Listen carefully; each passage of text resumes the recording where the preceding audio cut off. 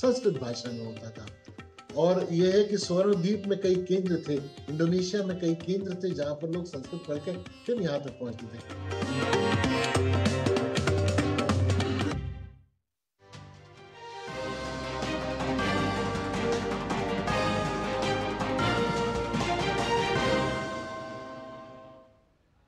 नमस्कार, समाचारों में आप सभी का बहुत स्वागत है। मैं हूं जया सिन्हा। शुरुआत करेंगे इस वक्त की हेडलाइंस के साथ। लद्दाख में टैंक को नदी पार ले जाते समय सेना के 5 जवान हुए शहीद। रक्षा मंत्री राजनाथ सिंह ने घटना पर गहरा दुख व्यक्त किया। कहा, राष्ट्र के प्रति अपने वीर सैनिकों की अनुकरणीय सेवा को कभी नहीं भूलेंगे। शोक संतप्त परिवारों के प्रति संवेदनाएं व्यक्त की।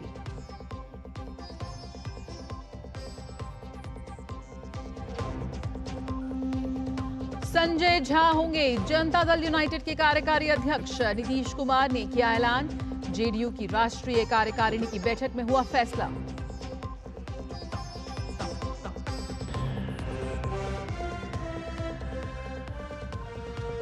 नीट पेपर लीक मामले में संदिग्धों के खिलाफ चल रही है छापेमारी की कार्रवाई।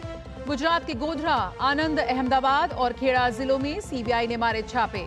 नीट मामले में सीबीआई ने अभी तक 5 लोगों को किया है गिरफ्तार।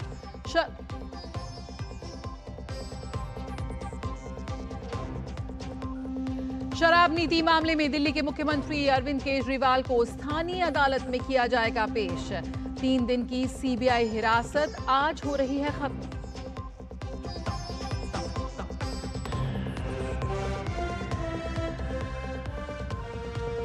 श्री अमरनाथ यात्रा आज से शुरू। 4603 श्रद्धालुओं का पहला जत्था बाबा बर्फानी के करेगा दर्शन। शिव भक्तों में भारी उत्साह।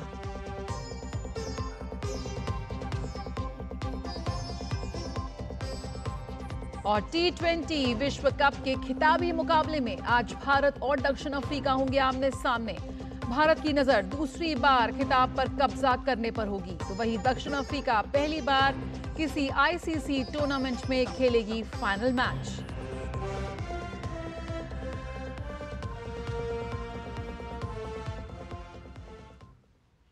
लद्दाख के दौलत बेग ओल्डी इलाके में कल नदी पार करते समय टैंक अभ्यास के दौरान अचानक जलस्तर बढ़ने से बड़ा हादसा हो गया। इस हादसे में सेना के 5 जवान शहीद हो गए। रक्षा मंत्री राजनाथ सिंह ने जानकारी देते हुए शोक व्यक्त किया। साथ ही उन्होंने शोक संतप्त परिवारों के प्रति संवेदना जताई।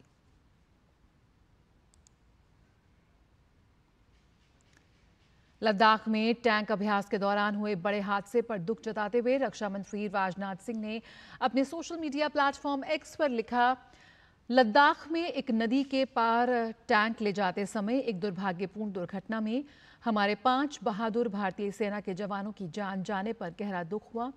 हम राष्ट्र के प्रति अपने वीर सैनिकों की अनुकरणीय सेवा को कभी नहीं भूलेंगे। शोक संतप्त परिवारों के प्रति मेरी हार्दिक संवेदना। दुख की इस घड़ी में देश उनके साथ मजबूती से खड़ा है। भारतीय सेना के जनरल मनोज पांडे और सेना के सभी अधिकारियों ने लद्दाख में एक प्रशिक्षण गतिविधि के दौरान अपनी जान गंवाने वाले 5 बहादुर सैनिकों की मृत्यु पर संवेदना व्यक्त की है। उन्होंने कहा कि इस दुख की घड़ी में भारतीय सेना शोक संतप्त परिवारों के साथ मजबूती से खड़ी है।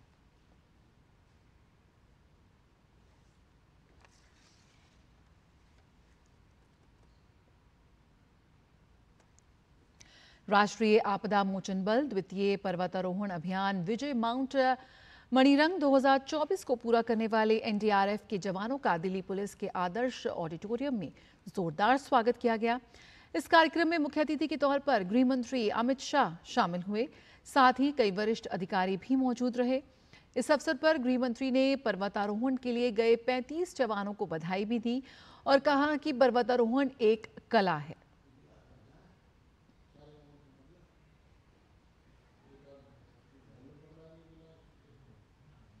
पर्वत आरोहण ये सिर्फ एक आर्ट नहीं है, ये जीवन जीने की कला है। जीवन में कई सारी घटनाओं का आपके जीवन को आप रिवाइंड कर इसकी फिल्म देखेंगे तो पर्वतारोहण में आने वाली सब कठिनाइयों के अलग अलग प्रकार की कठिनाइयां कुछ और स्वरूप में आपके जीवन में आई होगी।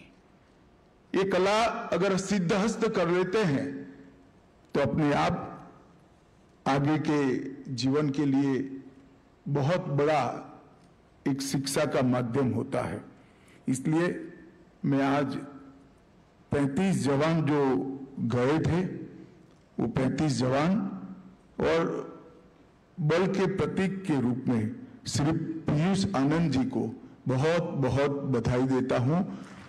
और मैं मानता हूं कि 21,625 फीट पर मणिरंग पर्वत पर जब आपने तिरंगा फहराया, ये बल के लिए बहुत बड़ी सिद्धि का परिचायक रहा है। गृह मंत्री अमित शाह ने कहा कि विजय की सफलता कुछ जवानों ने प्राप्त की है, लेकिन ये सफलता पूरे एनडीआरएफ के लिए है। विजय की सफलता कुछ जवानों ने प्राप्त की है, मगर इस सफलता पूरे एनडीआरएफ के लिए है। ये मैं बहुत मन की स्पष्टता के साथ कहना चाहता हूं कि विजय की सफलता का तमगा पूरे एनडीआरएफ बल को जाता है। आपने सिर्फ मणिरंग पर्वत को, इसकी ऊंचाइयों को सिद्ध नहीं किया है, आपने बल के हौसले को बढ़ाने का एक बहुत बड़ा सफलतापूर्वक कार्यक्रम सिद्ध किया है। नीट पेपर लीक मामले में सीबीआई की टीम ने बड़ी कार्रवाई करते हुए गुजरात की 7 जगहों पर छापेमारी की है। सीबीआई ने गोधरा, आणंद, अहमदाबाद और खेड़ा जिलों में छापेमारी की। गौरतलब है कि नीट मामले में सीबीआई ने अभी तक 5 लोगों को गिरफ्तार किया है। नीट मामले में ही सीबीआई ने झारखंड के हजारीबाग से एक और व्यक्ति को गिरफ्तार किया। गिरफ्तार व्यक्ति पत्रकार और कॉलेज के प्रिंसिपल को मदद कर रहा था।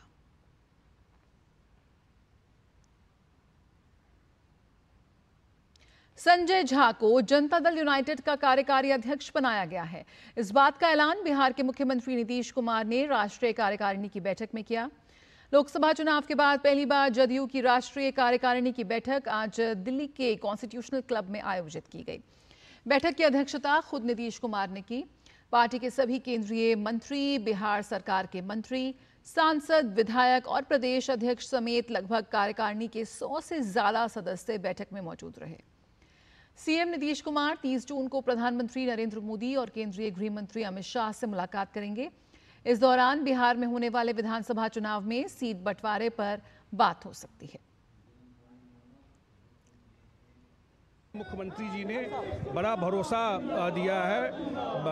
मुख्यमंत्री जी ने हमारे जो नेता हैं उन्होंने बड़ा विश्वास जताया है। उनके प्रति मैं कृतज्ञता व्यक्त करता हूं कि इतनी बड़ी जिम्मेवारी मेरे ऊपर इतना बड़ा विश्वास किया है और मैं निश्चित रूप से कोशिश करूंगा जो विश्वास उन्होंने जताया है उस पर खरा उतरने की।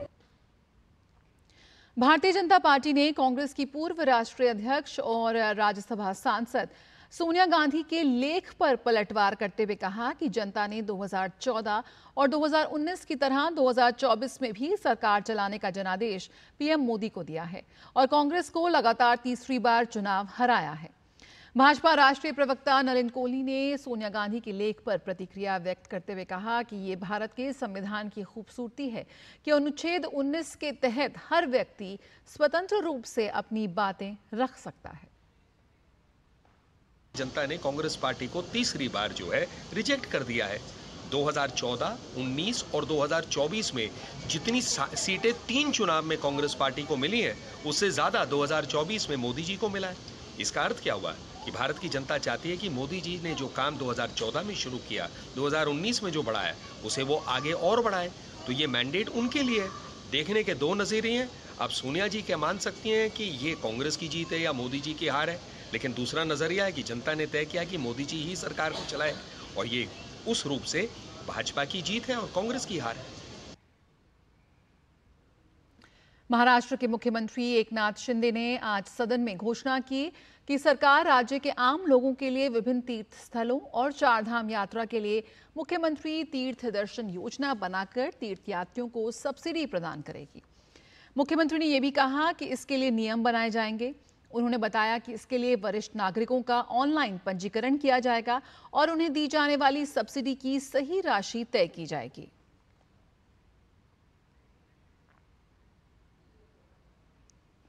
भारत के पूर्व उपराष्ट्रपति एम वेंकैया नायडू के 75वें जन्मदिन की पूर्व संध्या पर प्रधानमंत्री नरेंद्र मोदी 30 जून को करीब दोपहर 12 बजे वीडियो कॉन्फ्रेंसिंग के माध्यम से उनके जीवन और यात्रा पर 3 पुस्तकों का विमोचन करेंगे। ये कार्यक्रम हैदराबाद के गाजीबोवली में अन्वय कन्वेंशन सेंटर में होने वाला है।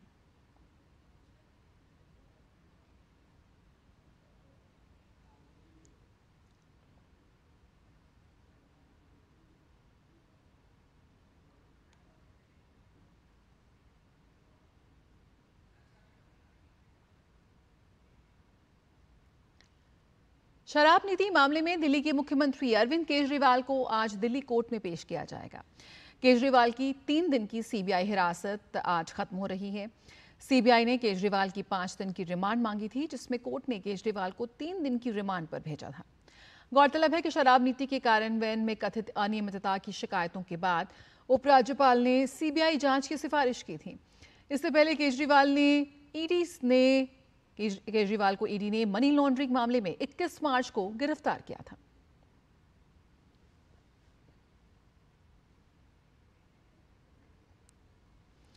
बीजेपी नेता प्रवीण शंकर कपूर द्वारा आप नेता आतिशी के खिलाफ दाखिल मानहानि के मामले में सुनवाई 23 जुलाई तक के लिए टल गई है। आतिशी वीडियो कॉन्फ्रेंसिंग के जरिए अदालत में पेश हुई। कोर्ट ने कहा कि आरोपी को भेजे गए सम्मन का पता गलत था। कोर्ट ने आतिशी को अपना सही पता अदालत को देने का निर्देश दिए हैं। प्रवीण शंकर कपूर ने कोर्ट में दायर शिकायत में कहा कि आतिशी एवं केजरीवाल ने भाजपा पर आम आदमी पार्टी के विधायकों को पैसे देकर तोड़ने का आरोप लगाया था, जिससे कि पार्टी की छवि खराब हुई है।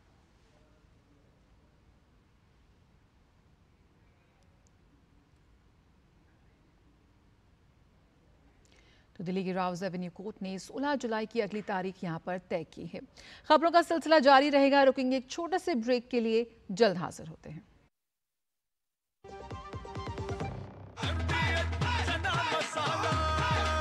अब छोलिया हो या लोबिया, सफेद चने या काले चने, सब कुछ मजेदार बने। बात जब पीढ़ियों के लिए बनने वाले घर की हो तो जिम्मेदारी बड़ी हो जाती है। गैलेंट समझता है ये जिम्मेदारी। अब डबल एम रिब्स के साथ गैलेंट एडवांस TMT रीबार, निर्माण का रियल हीरो। घुटना, कंधा या कमर, चाहे जैसा हो दर्द, डॉक्टर ऑर्थो आपको देता है दर्द से पूरी आजादी। ये कोई टेम्पररी पेन किलर नहीं, आयुर्वेदिक औषधि है।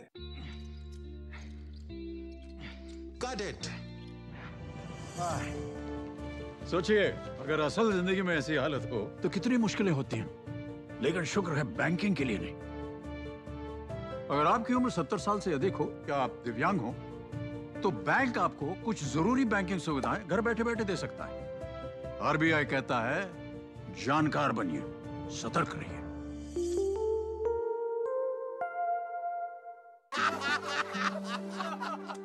चुटकुला समझ नहीं आया? समझ तो ये नहीं आता कि खेत धान का या खरपतवार का। तो इसमें समझना क्या है दोस्त? ले आओ धान के खरपतवारों का स्पेशलिस्ट ग्रीन लेबल।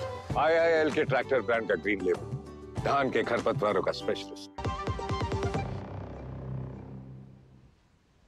ब्रेक के बाद स्वागत है। दिल्ली सरकार में मंत्री आतिशी शनिवार को राउज एवेन्यू कोर्ट में वीडियो कॉन्फ्रेंसिंग के जरिए पेश हुई।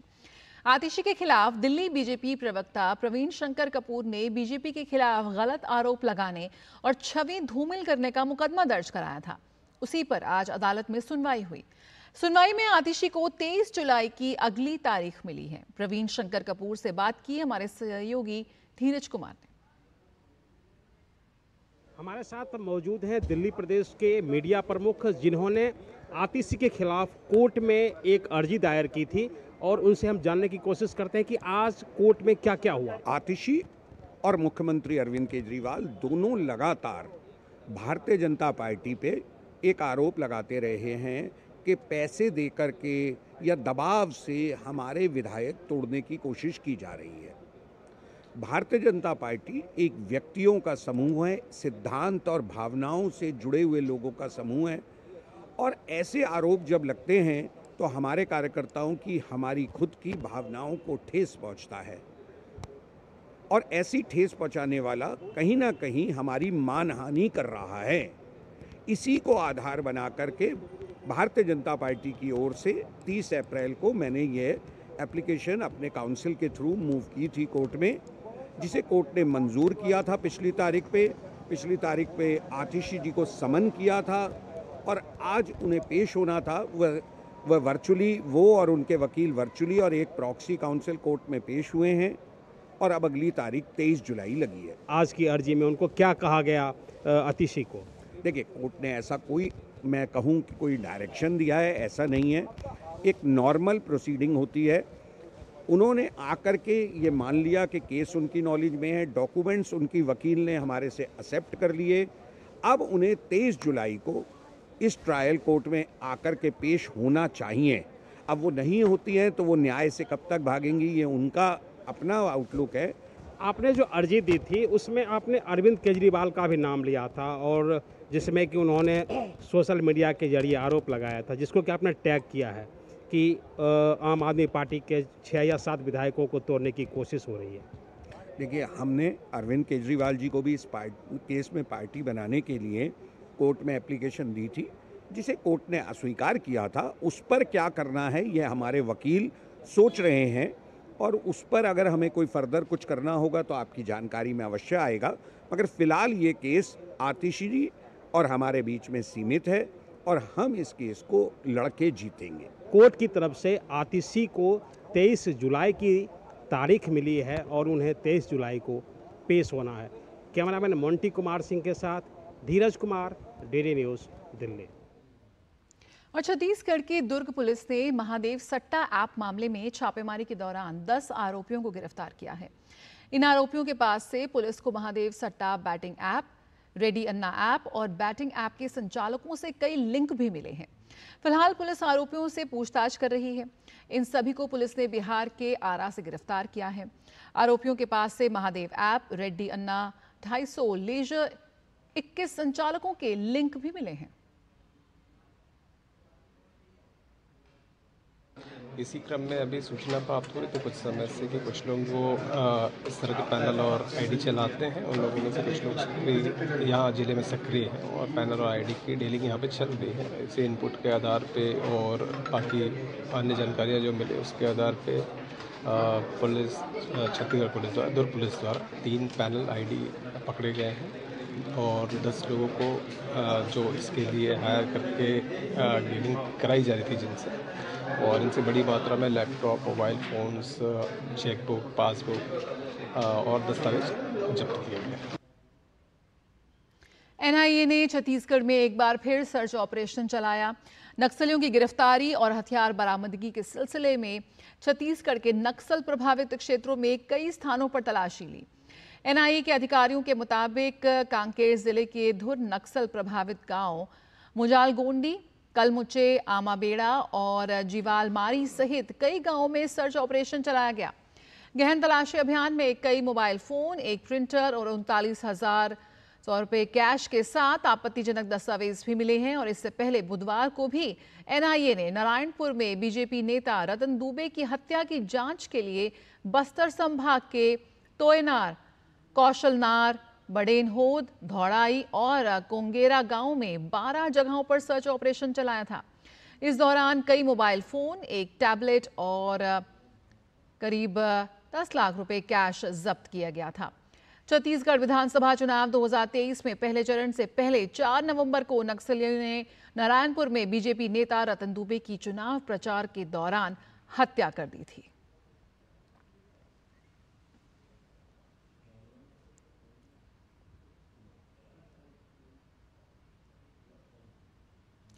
दिल्ली एम्स की मीडिया प्रभारी रीमा दादा ने बताया कि कल भारी बारिश के बाद एम्स अस्पताल के कुछ हिस्सों में, विशेष रूप से ट्रॉमा सेंटर के बेसमेंट में काफी जल भराव हो गया। इसमें भारी जनरेटर और अन्य उपकरण मौजूद हैं। जल भराव के चलते ओटी बंद करना पड़ा, लेकिन 347 सर्जरी की गई। इसी दौरान निदेशक और अतिरिक्त निदेशक ने स्थिति का जायजा लिया। एनटीएमसी द्वारा बिजली कटौती के कारण अस्पताल के ऑपरेशन थिएटर शाम 4 बजे तक बंद रहे। बिजली बहाल होने के बाद ही ओटी शुरू की गई। अब जलभराव को दूर करने का काम चल रहा है, लेकिन एम्स ट्रॉमा का ओटी अभी तक शुरू नहीं हो पाया है। इलेक्ट्रिकल इंजीनियर जब बताएंगे और तभी हम ओटी शुरू कर देंगे। तो फिलहाल जलभराव की वजह से जो ऑपरेशन थिएटर्स हैं उनके कामकाज पर खासा असर पड़ा है। संयुक्त आंध्र प्रदेश के पूर्व मंत्री और राज्यसभा के पूर्व सांसद डी श्रीनिवास का आज हैदराबाद में निधन हो गया। स्वास्थ्य समस्याओं के चलते उन्होंने तड़के अपने आवास पर अंतिम सांस ली। मुख्यमंत्री ए रेवंत रेड्डी और सभी राजनीतिक दलों के नेताओं ने शोक व्यक्त किया। उनका अंतिम संस्कार कल सरकारी सम्मान के साथ किया जाएगा। भारत के पूर्व उपराष्ट्रपति एम वेंकैया नायडू और तेलंगाना के मंत्री कोमातिरेड्डी वेंकट रेड्डी ने भी श्रीनिवास को उनके आवास पर श्रद्धांजलि अर्पित की।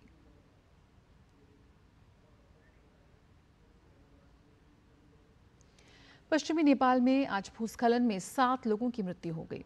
स्थानीय अधिकारियों ने बताया कि गुल्मी जिले के मलिका ग्रामीण नगरपालिका क्षेत्र में भूस्खलन में एक घर के बह जाने से एक ही परिवार के 5 लोगों की मृत्यु हो गई, जिसमें से 5 मृतकों के शव बरामद कर लिए गए हैं।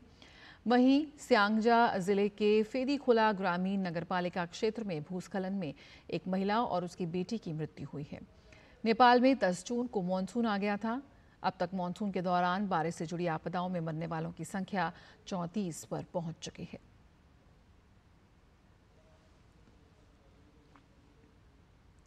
विश्व बैंक ने कम कार्बन उत्सर्जन वाले ऊर्जा उत्पादन के विकास में तेजी लाने के लिए दूसरे ऑपरेशन के तहत भारत को $1.5 अरब के ऋण को मंजूरी दी है।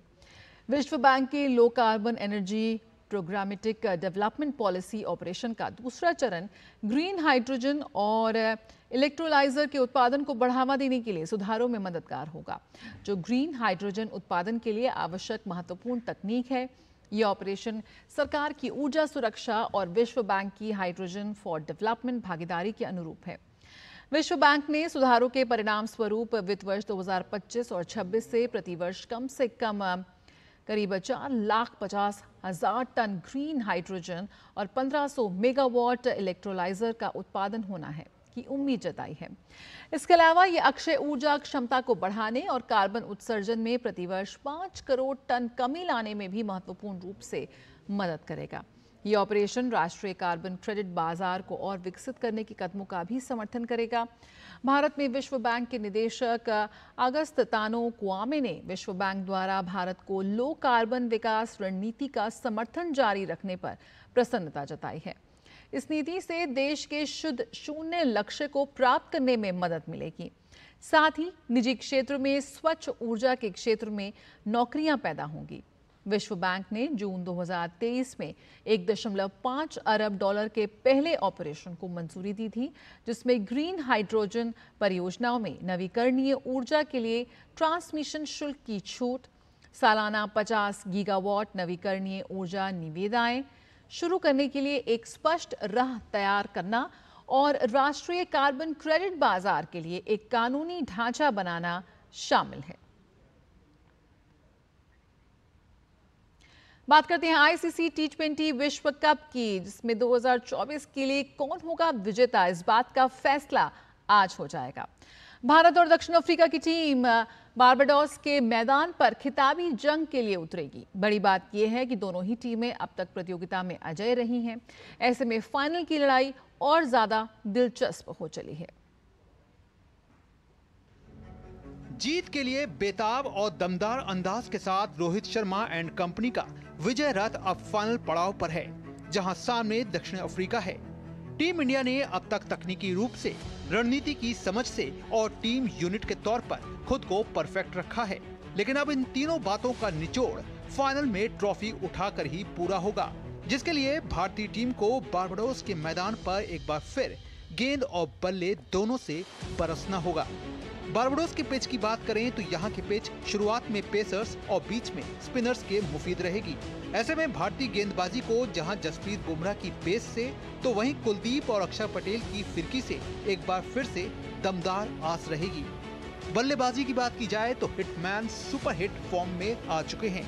ऐसे में एक और शानदार पारी टीम को खिताब दिला सकती है। उम्मीद कोहली के विराट फॉर्म में लौटने की रहेगी। वहीं मध्य क्रम में सूर्या, पंत और हार्दिक की तिकड़ी का कमाल टीम इंडिया के लिए धमाल मचाता रहेगा। उधर दक्षिण अफ्रीका की बात करें तो टीम ने ग्रुप चरण में अपने सभी मैच जीते थे। इसके बाद सुपर 8 में भी टीम ने अपने तीनों मुकाबलों में जीत दर्ज की। सेमीफाइनल में टीम ने अफगानिस्तान को हराया। टीम जीत की इसी लय को अब बरकरार रखना चाहेगी। प्लेइंग 11 में दक्षिण अफ्रीका कोई बदलाव करे ऐसा दिखता नहीं। क्विंटन डिकॉक बल्ले से रन निकालने में कामयाब रहे हैं।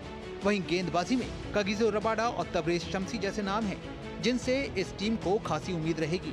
T20 विश्व कप में दोनों टीमों के बीच अब तक 6 मुकाबले हुए हैं, जिसमें से 4 बार भारत ने बाजी मारी है, जबकि दक्षिण अफ्रीका के हाथ 2 बार बाजी लगी है। जाहिर तौर पर एक टीम ऐसी है जो पहली बार विश्व चैंपियन बनने का सपना देख रही है, तो दूसरी तरफ एक ऐसी टीम है जो दोबारा क्रिकेट के इस छोटे फॉर्मेट की बादशाहत को पाना चाहती है। मंच सज चुका है और खिताबी भिड़ंत में अब आमने सामने है इंडिया और साउथ अफ्रीका। दोनों ही टीमों के लिए ये करो और मरो की स्थिति है, क्योंकि दोनों ही टीमें बहुत सालों से एक आईसीसी टूर्नामेंट नहीं जीत पाई है।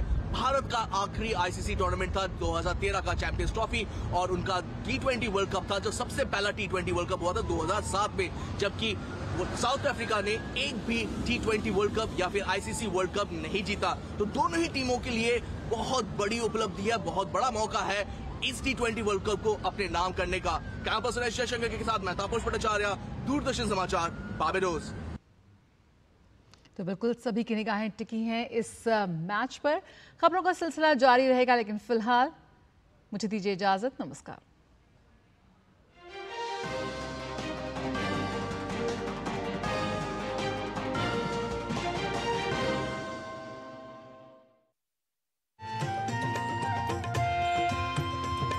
दिन की करें शुरुआत भारतीय ज्ञान परंपरा, संस्कृत और स्वास्थ्य के साथ। स्वास्थ्य में उपयोगी आयुष पद्धतियों का विज्ञान, संस्कृति, कला, योग का अद्भुत ज्ञान। देखिए विशेष कार्यक्रम सुप्रभातम सोमवार से शुक्रवार सुबह 7 बजे सिर्फ DD न्यूज पर।